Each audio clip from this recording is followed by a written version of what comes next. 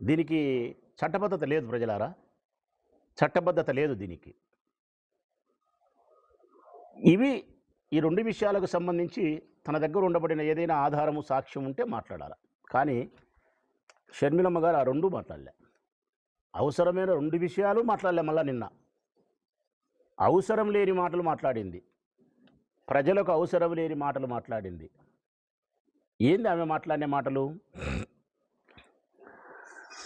విజయమ్మ గారి లేఖ గురించి మాట్లాడింది.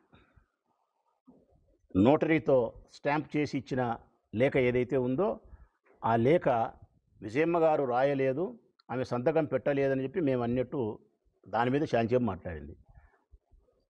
ఎవరన్నారమ్మా అది? నేను మాట్లాడినప్పుడు మొట్టమొదటి రోజు చెప్పినా కదా, బాగా గట్టిగా చెప్పినా నేను. విజయమ్మ గారు రాసిన లేఖ ఒక పత్రికా ప్రకటనకు సంబంధించినది, ఒక స్టేట్మెంట్ ఇవ్వచ్చు, లేకుంటే ఒక నోట్ రిలీజ్ చేయొచ్చు, లేకుంటే ఇంట్లో కూర్చొని ఒక వీడియో రిలీజ్ చేయొచ్చు.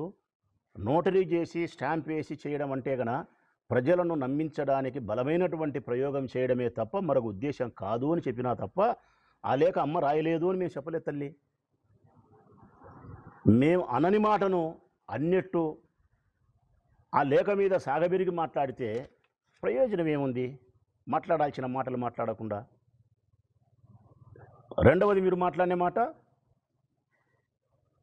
జగనన్నకు దమ్ము ధైర్యం లేదు, తనే వచ్చి మాట్లాడాల్సిన ధైర్యం ఆయనకు లేదు కాబట్టి మాట్లాడలే.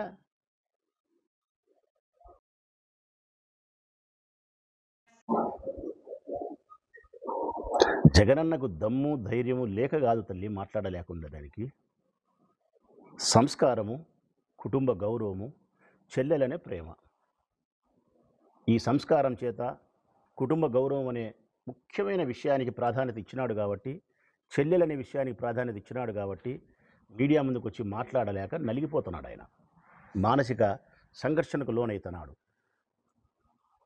దాన్ని మీరు గమనించక జగన్మోహన్ రెడ్డి గారికి దమ్ము ధైర్యం లేదు, మాట్లాడే ధైర్యం లేదంటే ఇది హాస్యాస్పదమైన మాట తల్లి షర్మిలమ్మ గారు. కారణం, దమ్ముకు ధైర్యానికి చిరునామా మీ అన్న జగన్ తల్లి.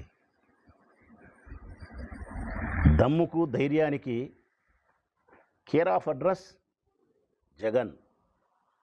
ఈ రాష్ట్రంలో ఏ రాజకీయ పార్టీకైనా ఏదైనా దమ్ము ధైర్యం కావాల్సి ఉంటే జగన్ అడిగి అరువు తీసుకోవచ్చు, అప్పు తీసుకోవచ్చు.